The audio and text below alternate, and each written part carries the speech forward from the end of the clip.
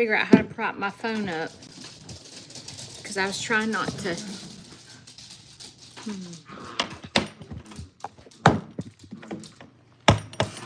This is working. I was trying to keep my charger on and prop my phone up at the same time, and it ain't working. I have one of these chargers. Okay, let's let people join. Hang on.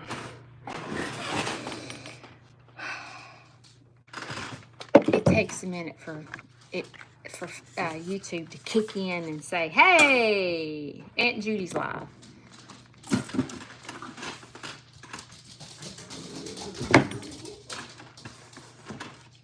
Yeah, I bought one of these chargers because my plug-in was messed up, and it was cheaper to buy this than it was to fix my phone. So, hey guys, good morning. Good morning.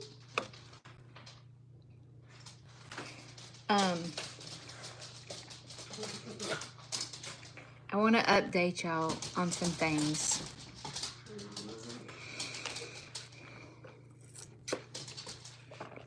And I was gonna kind of get ready just because I have to go in the public today.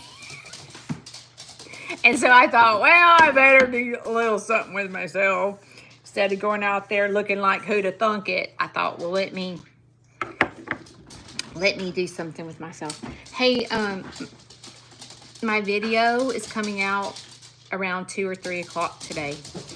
Somewhere after, let's just say somewhere after 1. I can't even remember what it's about. I don't remember. It's been a minute. You know, sometimes I get like, I don't know, like this power to record, and I record a lot, and then I end up putting together like 2 or 3 videos, and then like something major will happen, and then I'm like, I gotta put that. They're gonna think, what you know, it snowed like 3 weeks ago. Why is she just now posting? It's just, so like, I don't know, it's hard. I try to stay current with you guys, but sometimes it's difficult. Okay, I am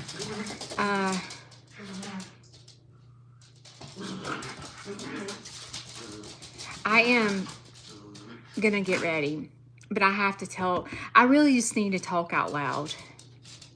And I know that y'all already know the whole story, so I thought, well, let me just inform them of kind of what's going on. And I didn't really want to tell the other platform, to be honest, because there's eyes on me. All right. I told you guys, you've been following me, and I've told you the whole Toyota story with Larry. And I'll just try to update you a little bit in case you don't know. All right. So let me tell you where I went wrong, because I like to start with what I did wrong. Larry got on this kick about a new car, and it was probably a year ago, and he would not stop. He would not stop talking, and he was driving Shane and I crazy about this car. And unfortunately, when you're a caregiver, you know, like what I was thinking in my head was, I was like, he's worked his whole life. He doesn't have any bills. If he wants to buy a car, just let him. You know what I'm saying? So like, I was dealing with that, you know, like going, well, I don't want to take all the control away from him. And at that point, he was still driving. Okay. So like, I told Shane, I said, he is dying for a new car. And I said, I just feel like he's worked his whole life. And if this is what will make him happy, like, let's just let him buy a new car. Because at this point in life, he doesn't have that much longer. And if it makes him happy, it makes him happy. So Unfortunately, he also was worried. I should have known. He was worried about his credit. And so he wanted to keep his credit up. This is another like thing that's not good. And so I should have went ding, ding, ding, ding, but I didn't. And so he wanted to finance the car. So he put a good chunk of change down on the car and financed the rest. And within a year, the doctor recommended him no longer driving. Well, when he went into the nursing home, thank you. When he went into the nursing home at the beginning of the year, I know a lot of you don't understand this, but I'm so sick of the government. But basically, in order to, if you decline and need to get into a nursing home and you have a little bit of money, you have to liquidate all your money down to $2,000 before Medicaid will kick in and cover the expenses of a nursing home. Well, Larry had a little bit of money, and we had to liquidate. Well, the nursing home, because he had a car payment, the nursing home said, Judy, you need to go pay off his money before all his money, no, you need to go pay off his car before all the money is liquidated, and we turn this over to Medicaid, because if you don't, you're going to be stuck with the car payment. And so Medicaid allows someone to have one vehicle. They give you $30 a month and allow you one vehicle. So I went and paid off the car. I went to the bank. I got a cashier's check. I sent it to Toyota, and I paid off his car. So then, hey, stop. So then, a couple of months was going by, and he was continuously getting a car payment taken out of his checking account. And I was like, the first time it did it, I thought, well, they just hadn't got the cashier's check yet. Well, the second time they did it, I was like, I guess I better call. So I called Toyota and I said, hey, I sent you a cashier's check and you're still taking a payment out of the account. And they were like, we never got your cashier's check. And I'm like, oh no, oh no. So I immediately went to the bank and I said, I got a cashier's check, sent it to Toyota. They're saying they didn't get it. What do I do? So she pulls up the cashier's check, and the cashier's check has been cleared. It's cleared the bank. And I'm like, who has the cashier's check? Where did this go? So I called Toyota back, and I said, and the bank gave me a front and back of the copy of the check that it had cleared. I called Toyota and I said, I have a front and back of the copy of the check where it's cleared the bank. They said, send it to me. So I sent it to them. And they were like, that's not, because on the back of the check, they have something like applied to account number, and there was account number. So Toyota said, that's not our account number.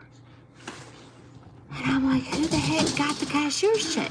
So then I have to go back to my bank and say, they're saying that is not their account number and that they did not cash this check. So at that point, I had to do a fraud claim with my bank. And I got a letter in the mail saying that they were going through the process of checking the account or whatever. In the meantime, I'm gonna say a couple of weeks, month later, I get a call from Toyota. And they say, we found the check. We had put the check in a reserve because we didn't know what account to apply it to. And I was like, great. They were like, we are going to apply the money today and we're going to send you the title. The car is now paid off. Great. So I got a letter in the mail from Toyota that they received the check, and I got the title to the car. And I'm like, great, this is over with. This is over with. Well, it's not over with. So then, I don't know, maybe a month later, my bank, I didn't get a letter in the mail. I didn't get a phone call. I just went out there to look at my account, and Wells Fargo had put the money back into my account. And I'm like, I have the title to the car. Now they're giving me the money back. What is going on? So I go to my bank and I said, y'all put the money back in the account and I don't really know what's happening. And I've already got the title to the car. And also, Toyota found the check and everything. I've already got all the letters. And the lady at the bank said, I don't know what's going on. Just sit tight. So I ended up leaving the bank, not really knowing what's going on. And the lady called me on the phone and she said, you should get something in writing on this. Just sit tight. So, in the meantime, I need to back up a minute. I forgot to say this. So when I got the title to the car, my dad's on hospice. My dad is getting worse. So I went to the courthouse and I put the car in my name and his name in case something happened to him. So the car's been transferred. We got a new tag with my name on it, Larry's name on it, everything. So the bank tells me to sit tight. Okay. Like, I don't know what's going on, but okay. I get nothing in the mail. Nothing from Toyota, nothing from my bank, and I'm just sitting tight. So then, I start getting these phone calls from a 1-800 number telling me that I'm late on this car payment. I'm like, y'all driving me back, you know what, crazy. I had the title to the car. Like, what the heck is going on? So I decided I am tired of being, because the whole entire time I was the investigator. I was calling around trying to find the check. I was trying to figure, and I was spending hours trying to investigate what was going on because that's just my nature. So I finally said, Judy, you're driving yourself crazy. You're robbing yourself of sleep. You don't know if this is a fraudulent claim. Obviously, the check has cleared the bank because you have a front and back of the copy of the check. You have the title to the car. Just leave it alone. Just leave it alone and it'll all work out. So I did. And I went back to having peace in my life. Until I kept getting phone calls, random phone calls from this 1-800 number claiming to be the finance company and that I'm late on the payments. And no matter how many times I tried to explain the whole situation, I was getting absolutely nowhere. So, next step is I'm getting this random phone call claiming to be the finance company that the check didn't clear the bank because it wasn't signed. Well, I have a copy of the front and back of the check, and the check is signed. So I was like, I don't even know who you are. So I began to tell him, I said, if I owe some money, first of all, no one's going to send me a title without the car being paid off. I don't know who you are. I've not received anything in writing. So if you want me, if I owe money, I need you to send me in writing what has happened. No, ma'am, we can't do that. We can't send anything in writing. So then I call my bank and I'm like, what is going on? We can't disclose the fraudulent that's happening with this. We are not able to disclose to you. Okay, well then I'm just gonna sit here. I've got the freaking title to the car. I'm just gonna sit here and not worry about this. So then, one day, it was when Larry and I was sick. I went to a restaurant to get Larry and I potato soup. And they call. And they began to harass me. And they were like, what car are you driving? Is this the only vehicle you have? Just harassing me. I'm sitting outside the restaurant not feeling well. I am in tears. I'm literally in tears going, if I owe this money, I will go to the bank right this minute. I'm on the phone with them. I'm like, if I owe this money and you are a legit person and this is not fraudulent, I will go to the bank right now and wire you the money. Because yes, I got the money back from my bank and I don't know why. So obviously maybe the money is owed, but I don't know because no one's sending me anything in writing. But if I owe this money, because he was threatening to repossess the car, I said, I will go to the bank right now and have my bank wire you the money. No, ma'am, we can't accept a wire. What? You can't, you are a finance company. You can't accept a wire from a bank. Seriously? That sounds like fraud to me. So then I said, well, if I owe the money, you send me the breakdown of what I owe, and I'll give you my credit card over the phone to pay the car off. No, ma'am, we can't send anything in writing. And then he begins to tell me that I owe the interest from the back pay of all this. And I owe late fees, all kinds of stuff. And I said, sir, listen to me and listen to me well. I am not paying interest from when you received my first check. I'm not doing it. This is my dad's money and I will protect him. I will not send you anything. And he said, the only way we can pay off this car is if you go back to the bank and get another cashier's check. I said, sir, I'm not doing that again. If you want this car paid off, and I definitely owe the money, you need to send me something in writing through an email. Hey, hang on.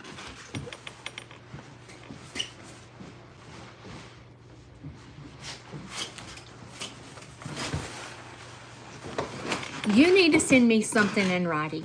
It's 2025. There are scammers everywhere. And if we owe this money, I need something in writing through an email, or it's not going to be through a phone call. I've offered to pay the car off through a wire where my bank wires you the money, and you're telling me no. And I hung up on him. I'm not feeling well. I'm bawling my eyes out in the middle of the parking lot trying to get the soup delivered to the car so we didn't get anybody sick. I go back and I said, Shane, I cannot handle this. Hey, I'm live. Be respectful. I said, I can't handle this. This is driving me crazy. Well, what's today, Saturday? Friday morning, I'm out there trying to do water in the freezing cold, and Shane came out there and said, Judy, where is Larry's car? I thought, is it not out there? He said, no. I said, I didn't even notice it was gone. So I pulled up my cameras. Sure enough, here comes the wrecker in my driveway at 12:30 at night to repossess Larry's car.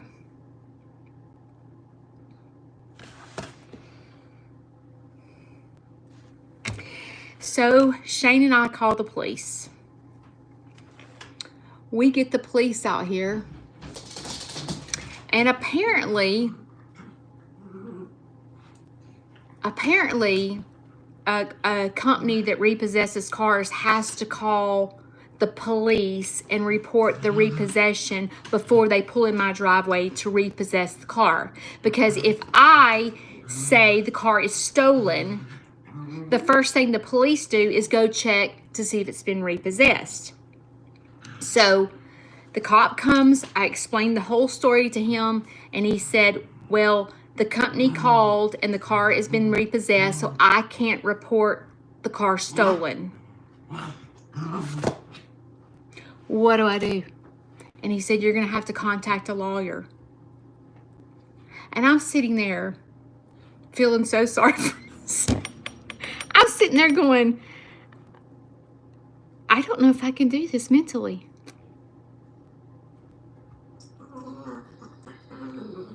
So the police said that we're going to have to fight Toyota for this. In the meantime, let me tell you what's happening in my house. I have a patient on hospice that is declining every single day, that does not have a vehicle. I do not have a car at this moment to put Larry in if there's an emergency. Larry can't get in my Jeep, and Larry can't get in our truck. We do not have a car. We have 3 trucks and a Jeep. So this company has come and repossessed his car, and Larry has no vehicle to get in, to get out, to do anything. I still have to take him. He has glaucoma. I can't get him to doctor's appointments as we speak.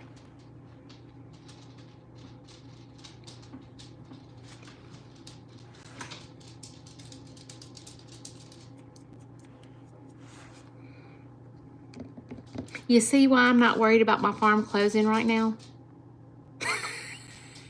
Do you see how I say, y'all go, Judy sure is handling this well. You know why? Because everything else is crazy right now. I couldn't be open to the public if I wanted to. There's too much crap going on. Too much crap going on at my household. So therefore, now we have to go through this whole freaking lawyer mess. And you know what's terrible? I don't even know where the car is. No one left me a piece of paper to tell where the car is to get our belongings out of the car. I don't even know what company repossessed the car. The police gave me the name of the company, but when I call the 1-800 number, it's out of business. So I have no clue where Larry's car is right this minute to go to it and get the belongings out of it. No clue. And if you think for a second I'm calling Toyota to ask them, no. Judy is done talking to Toyota. Done. Stick a fork in it. Done. So next week, a backup dancer sent me some new mascara. I'm going to try it. Ooh, that's pretty. Oh. She said there's a primer on one side. Guess this is the primer. So Judy is going to be fighting for my dad. Do I have the strength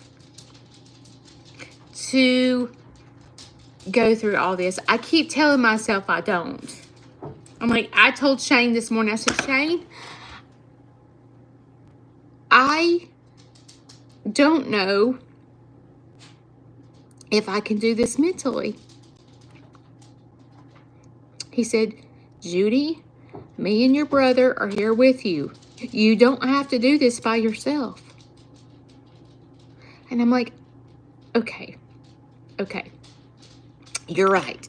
I do not have to do this by myself. He goes, Judy, all we have to do is go hand it all to the lawyer, and then you don't have any stress because the lawyer will do it all.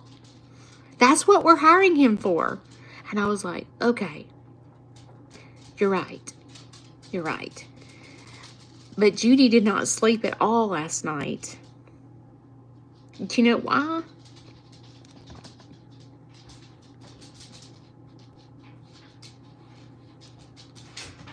Because I don't quite know how to tell Larry. Larry, you gave me power of attorney and I had your car repossessed. Larry, I'm sorry, but I had your car repossessed and I ruined your credit.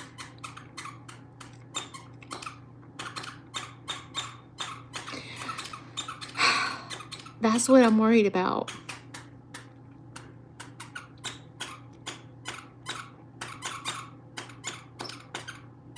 And if it was up to me, I would just walk away from it all.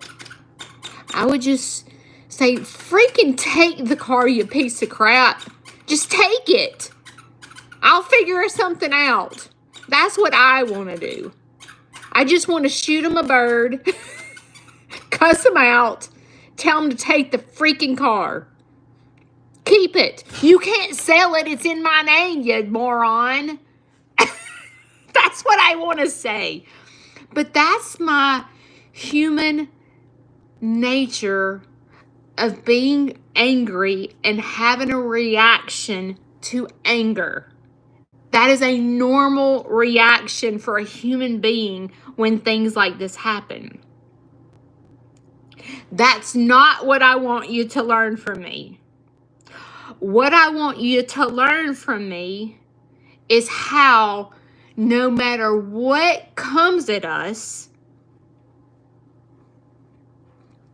we have choices. I can sit it out and say, hey, moron, take that, and cuss him out. That's sitting it out.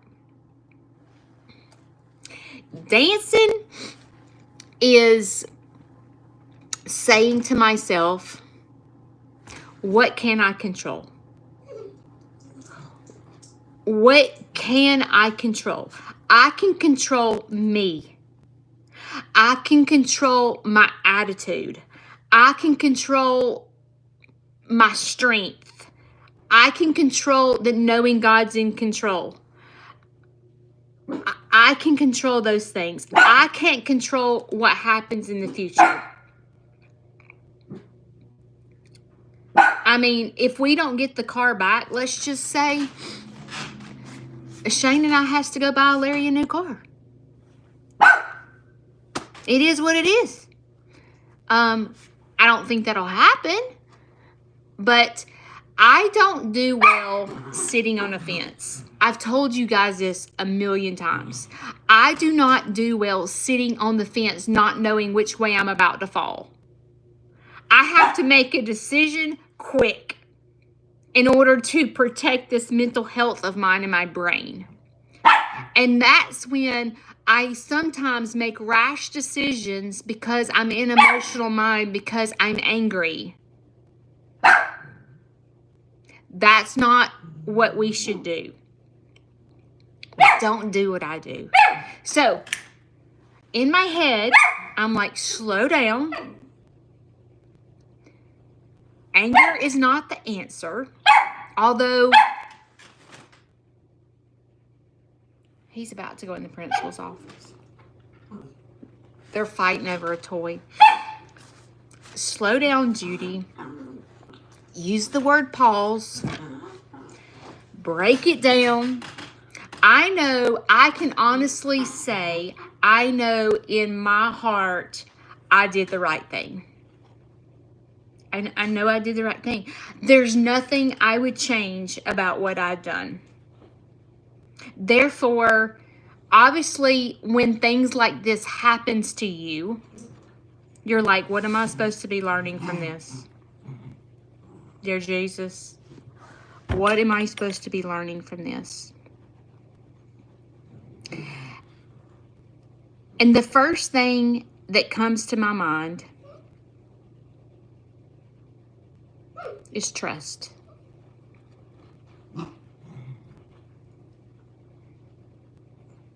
Trust that what's supposed to happen will happen. It's the same thing with my farm.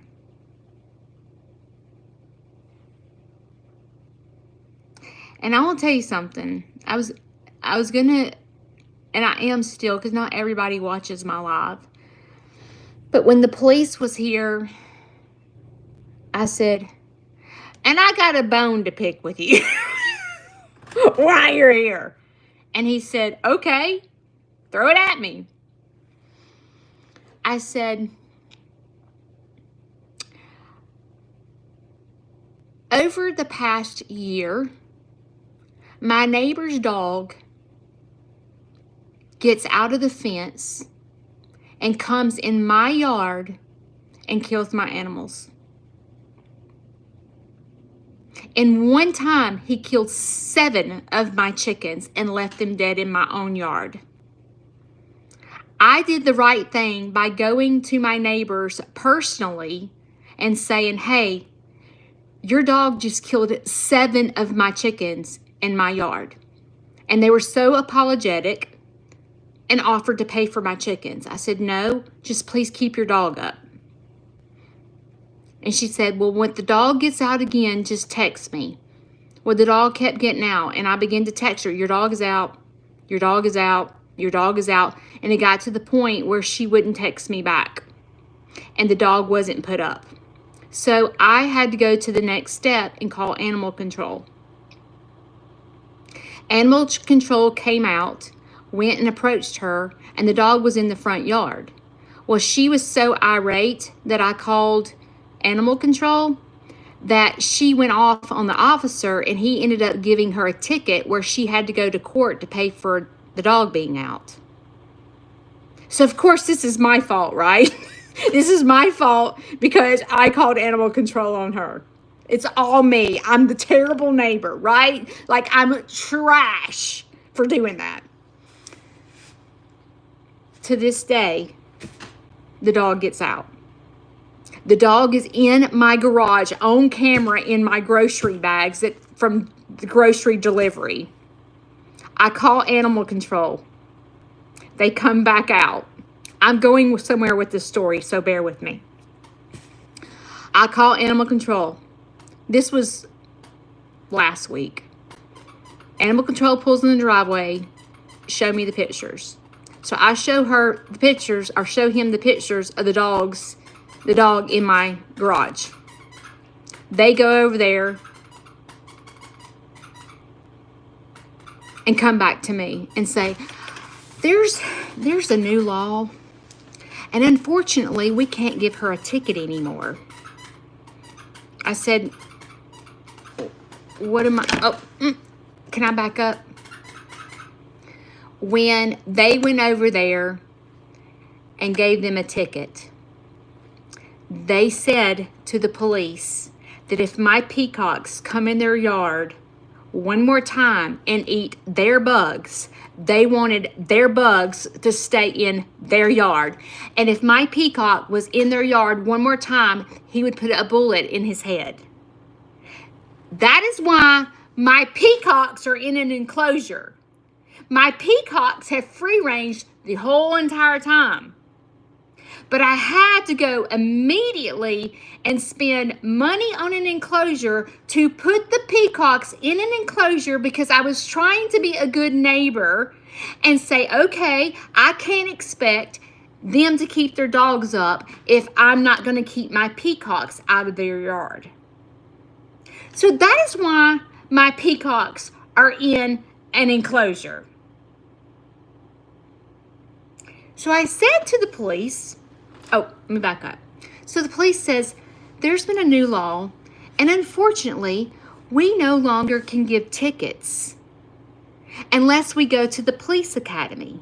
And I haven't been to the police academy yet, therefore I can't give her a ticket for her dog coming to kill your animals and being in your garage eating your groceries. What? So when the policeman came to talk to us about the car being repossessed, I began to say to him, I said, let me repeat to you what is bothering me about my neighbors and about animal control. Let me say this to you. I said, sir, my neighbor's dog keeps getting out, coming to my yard, and killing my animals. I call y'all to come help me with this situation. And the only reason my peacocks are in an enclosure is simply because my neighbors have threatened to kill my peacocks. And because my peacocks are in an enclosure, the USDA has put a law into effect that if you have peacocks in an enclosure, you have to have a USDA license. In order to have a USDA license, I have to turn all my animals over to the government. And the only reason my peacocks are in an enclosure is because my neighbor is threatening to kill them. But their dog can come over to my house every single day and kill my animals, and nothing can be done about it. But now, because I have my peacocks in an enclosure, the USDA is mandating that I have license, and I have to pay money to have license. And now I've had to shut my entire farm down. So when you go back to the police station and y'all are in a meeting, how about bringing up this topic? That my neighbors have basically put me out of business.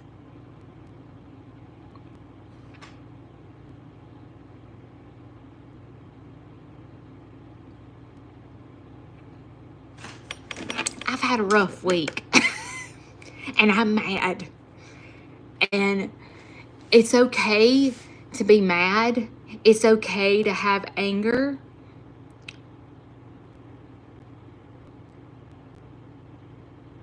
But somehow, some way, I have to come to acceptance.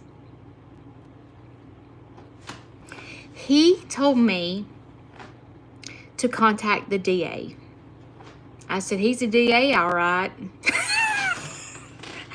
He told me to contact the DA's office and tell him what's happening. Because a lot of you are asking me, yes, if my peacocks free-ranged, I would not have to have a USDA license. And I could go on like I've been going on. But am I going to risk my peacocks dying from my neighbor? No, I'm going to protect them, which means I have to keep them in an enclosure. Shane and I are going to start in March building this huge new peacock enclosure, because I was like, I got to make them happy in an enclosure. But if my peacocks were free-ranging, the USDA says the peacocks are there eating the bugs so that the chickens don't get, let's just say, mites. So the USDA says, yes, you can have peacocks and free-range them. But if you have peacocks and you keep them in an enclosure, you have to have a USDA license, and you have to turn all your animals over to the government.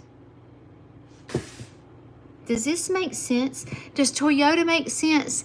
Does my neighbors, does the law, does any of this make sense? Absolutely no. None. None. Big fat egg. No sense at all.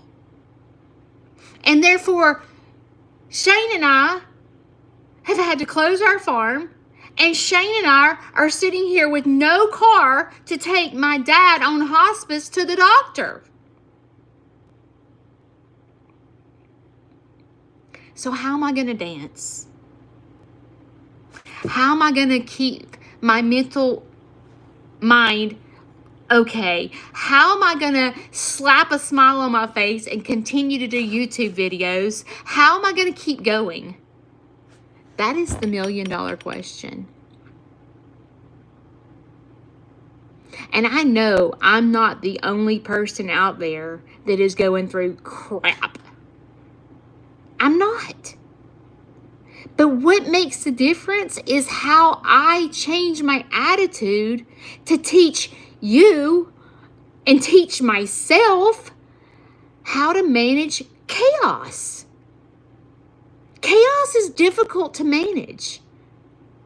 When everything is coming at you in 100 different directions, how do you stand here in front of everyone and go, "Hey, backup dancers, good morning. How are y'all?" I'm a train wreck. I feel like sometimes Shane's like, "Judy, you're too honest. You share too much and you're too honest. Why do I do that? Why am I so honest with you? And why do I share things like this?" Because I feel led to teach a dance class. I feel led to share the truth. I could sugarcoat my whole life and say everything is just great and totally lie to y'all. Or I can be honest and share with you my struggles to go, you are not alone. You are not alone. Because a lot of times we feel like no one understands. We feel like we're in this all by ourselves. We throw a pity party and go, our life is not like other people's. We're like, nobody else is going to understand. I'm here to tell you, I get you. I get you. I know what it's like to be a caregiver. I know what it's like to lose a husband. I know what it's like to lose a husband to death. I know what it's like to go through.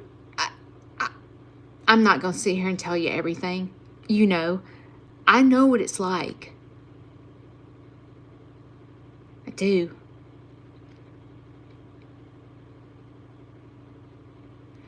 And I know what it's like to sit it out. And I also know what it's like to dance. And I feel in my heart, in my power, I feel certain that God has me on a mission. I feel as though He hasn't taken my farm away. He hasn't.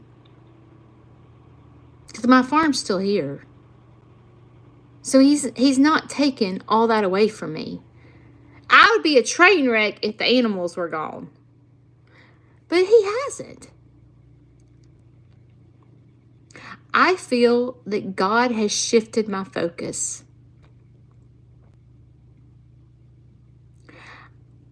You know, being open to the public, people in other states can't just come visit my farm. And I think about the disciples and how the disciples did not stay in one city. God had them moving around to spread his goodness. He didn't keep them in one place. And I think he is closing my farm to the public because now I have more time to develop let me think of the right words to say. On social media, you can reach people in other countries, other states, where if I was just open to the public and did not have social media, you guys would have never met me. Right? You would have never met me. And I feel as though when I ask you where you're from, I'm going to ask you now, where are you from? Where are you from? All the people that's watching me right now, where are you from? And you're going to tell me all over the United States, even some out of the country. And I feel as though God has slowed me down so that I can focus on you.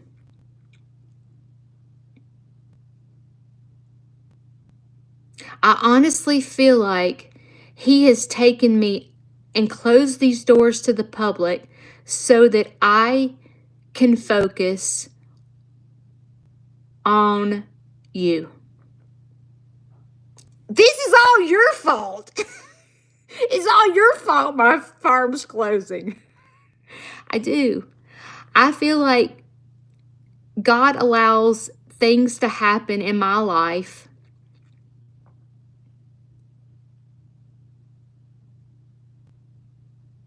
and I feel like as he allows, okay, a car to get repossessed in the middle of the night, how embarrassing is that? Okay, but I'm thinking he's allowing this car to get repossessed in the middle of the night for a reason. All this is happening and it's almost like he's like, what you gonna do, Judy? You gonna sink or swim? I've closed your farm. And over the silliest reasons. My farm is closing for the most silliest reasons in the world. Because my peacocks are in an enclosure. Because if I freeze raise them, my neighbors will kill them. So I'm trying to be the good neighbor and keep my peacocks in an enclosure. In the meantime, my whole farm gets closed down. Who can tell that story? I do the right thing. I go to the bank. I get a cashier's check and pay off my dad's car. And holy heck just breaks loose. And they repossess the car in the middle of the night when I have the title. And I feel like God is calling me to tell the truth. And although, sometimes people that know me, like my family, they're like, Judy, you're so personable on Facebook and YouTube. I'm gonna be. When you open up Snead's Farmhouse on YouTube and you see me live or you see my videos, you're gonna see the truth. Nothing is sugar-coated. You're gonna see the truth. And the reason is because I have to learn how to get through this. I have to learn how to, and all these people had their eyes on me. And I'm like, okay, Judy, it's showtime. You gonna sink or swim? You gonna sit it out or you gonna dance? You gonna practice what you preach? But I'm here to tell you that this is not easy for me. I want to sit it out. I want to go take the flipping car and screw off. That's what I want to do. And I can't do that. That is not what I need to do for being the power of attorney for Larry. I have to do what's right and protect him and his rights. And no matter how much bullcrap and stress I have to go to, I'm called as power of attorney to protect my dad. And if it means sleepless nights, if it means having a headache, or if it means going to the lawyer's office and spending lots of money on a lawyer, it's what I have to do, because as a power of attorney of someone, I have to protect him. And I will. And how I'm going to get through this is put one step in front of the other. Be honest with you, because it's you that gets me through it. And that is the honest truth. It's you that holds my hand that gets me through it. And if you think you have no purpose in life, or Judy, I wished I had your life, or you sit and watch other people's channel and you're like, oh, they got the perfect marriage. Oh, no, I don't. Trust me. Trust me. If me and Shane were raw truth with y'all, and maybe one day we will, but Shane and I butt heads a lot. We do. We're a typical marriage. We laugh and all that stuff and kid with each other, but we are a typical marriage. But it's you that keeps showing up to hold my hand to go, we got your back. And knowing that I have the backup dancers that's not going to let me fail. And I believe even if I failed, I believe you'd be there to pick me up. Because I know I would you. If you made a wrong decision and you called me on the phone and said, dude, I just made the wrong decision. I just jacked up everything. I would say, okay, let's stop. Let's break it down. Let's figure out how to put your right shoes on, because you put the wrong shoes on when you got up this morning. So let's get your dancing shoes on. We can't fix the past, but we can learn from the past and we can fix the future. I would say that to you. And I believe that if I called Heidi right now and said, Heidi, I have jacked up, Heidi would say, okay, Judy, get you straight and come on. Get your big girl panties on. We're going to move forward together. I believe that if I called any one of y'all, that you would help me through it. Just as if you called me, I would help you through it. And together, you know how they say, no, let me back up. You know how in the Bible it says if two or more are gathered in his name, basically he listens? I believe when it comes to the backup dancers, I believe that we come here together and we're all trying to do the same thing. We're all trying to learn to dance. We're all trying to learn how to be happy. We're all trying to learn our purpose. Why does God have us here? We're all trying to figure all that out. And I do believe that we're here for a reason. I don't believe you accidentally came across my channel.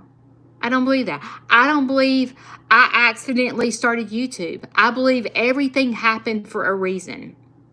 And as you sit here and see my life unfold and see all the changes that are happening, if I choose to put it out, sit it out, what are you learning? Well, there's no learning, right?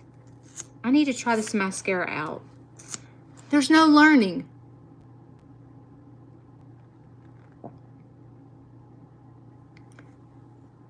Ooh.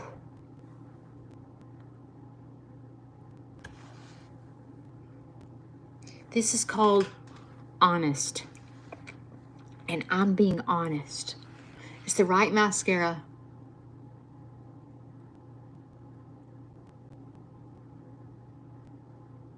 The biggest thing I'm struggling with is Larry.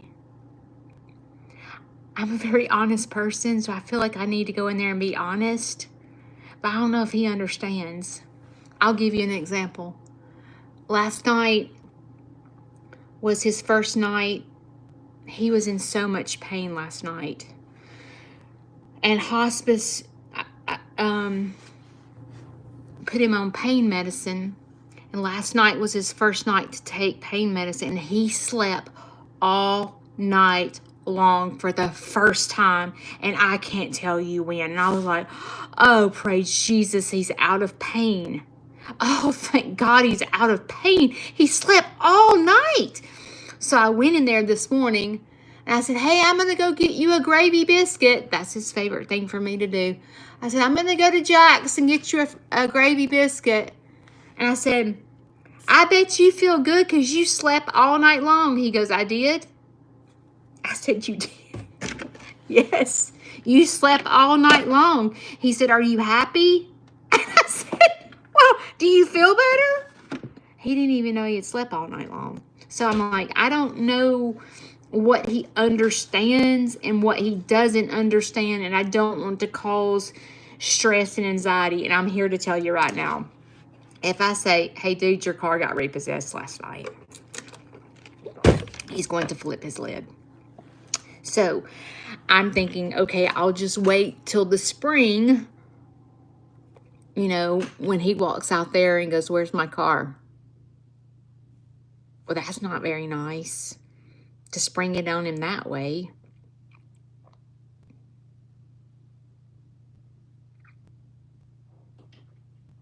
I don't know what to do. That's my biggest concern.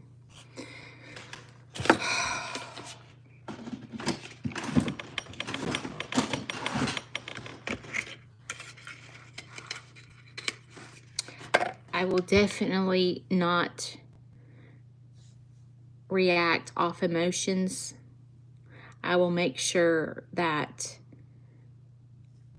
I probably will talk to the hospice people about the situation and kind of get their advice on what I should do.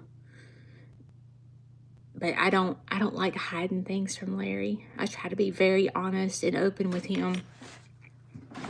Because I want him to always to trust me. And if I hide things from him and then he finds out, he's going to be scared that I'm not telling him the truth. You know? I feel like I need a cigarette and a drink. I feel like I need a big old long... I'm just kidding. I can't smoke no cigarette. And I don't drink, so I'll just keep drinking my diet Dr. Pepper. I have to go get feed. I have to go to the grocery store because Queso has no collard greens for tonight. Thank you for listening. I don't even know what your comments say. And you know what I don't like about going vertical is they don't keep the comments. And then you're trying to watch and keep up and you're like, what are they talking about? It's just not good. I think if YouTube ever calls me on the phone and says, hey, you're the creator that has the most subscribers, so I need to get your opinion about something.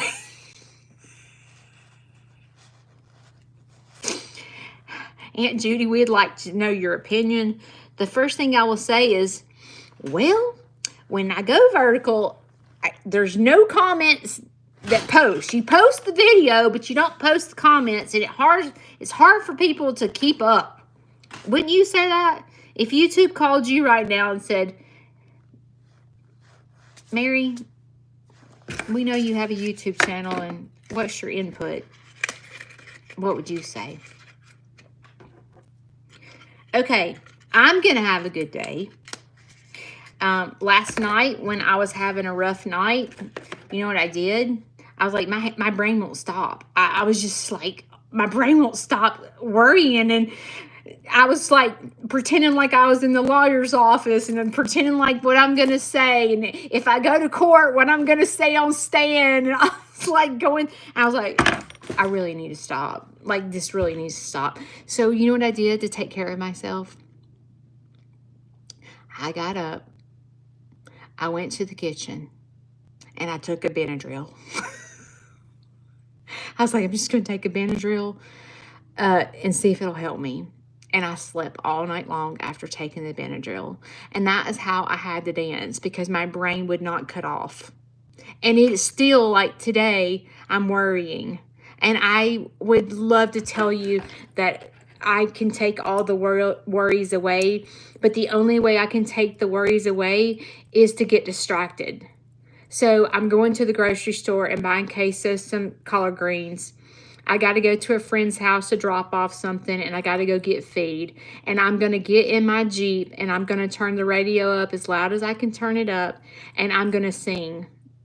So if you're in Cullman and you see this Jeep that has Snead's Farmhouse on the back, and there's this redheaded girl dancing, it's me. Stay away from me. Just stay away. Stay away. I can't help it. All right, guys, I'm going to let you go. My video will come out around 2 or 3 o'clock. So I love y'all. You have a choice today. You can sit it out or you can dance. And I hope you'll dance with me. I'll see you next time. Bye. I can't hit the button.